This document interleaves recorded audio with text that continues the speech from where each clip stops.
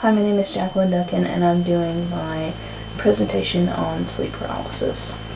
This is just my abstract, which evaluated the different causes of sleep paralysis, the different treatments for sleep paralysis, and also an evaluation of differences within groups such as sex differences, people with anxiety disorders, also the general population. Sleep paralysis is a disturbance in REM sleep, which what happens in REM sleep is that a person goes into muscular atonia, which means your entire body is paralyzed except for your eyes and your lung movements. But what seems to happen within sleep paralysis is that whenever you wake up, your body is still in this paralysis, which can be very frightening for a person who experiences that. Also very common with these occurrences are hallucinations, and the first one listed here is whenever a person first goes to sleep, and then the second one listed is whenever a person wakes up. The epidemiology within the general population is about 6%, which is about 1 in 20 people. And that would mean that at least one person in our class has probably experienced sleep paralysis. Next we have anxiety disorders, which within this study showed that they have a significantly higher rate of occurrences than the general population.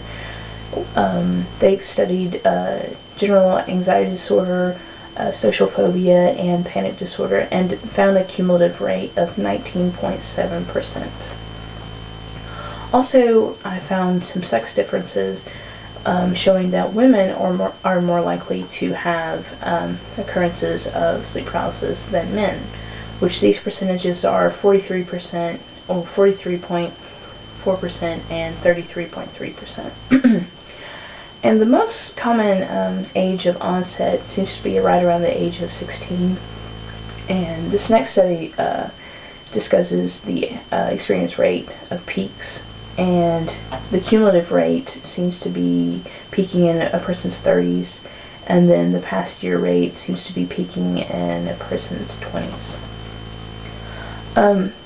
Some causes of sleep paralysis seem to be related to sleep position, more commonly the supine position or lying on one's back. This study shows that a person is 3 to 4 more times likely to experience sleep paralysis if he or she sleeps on their back. This next is talking about timing, and the study has shown that people are more likely to experience sleep paralysis within the first couple hours of their sleep.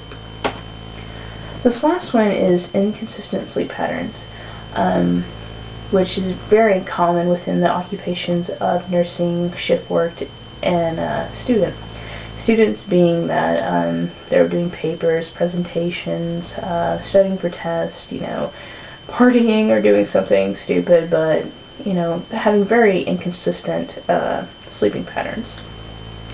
The thing that seems to be the commonality between these 3 causes is stress. Now we're going to talk about some treatment. Most literature points to that there's not really any sort of significant treatment needed, but in extreme cases that a person be treated with an antidepressant, but most commonly, as stated before, is to reduce stress. Also, a person can try to avoid sleeping on their back whenever they first lie down to go to sleep.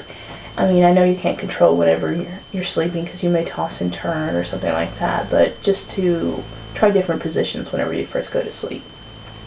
Also, to get a consistent amount of sleep, I mean, whether it be 6 hours, 7 hours, 8 hours, but try to do that on a consistent basis, not 2, 12, 4. And also, regular exercise, which has been shown if one exercises, it reduces the amount of stress that they have within their body. Also, a study has suggested that one should identify their triggers. Whether to record in their journal that they had a stressful day, that they had been very angry or upset, just common feelings or occurrences that had happened that day, to see if they were seem to be triggering occurrences of sleep paralysis.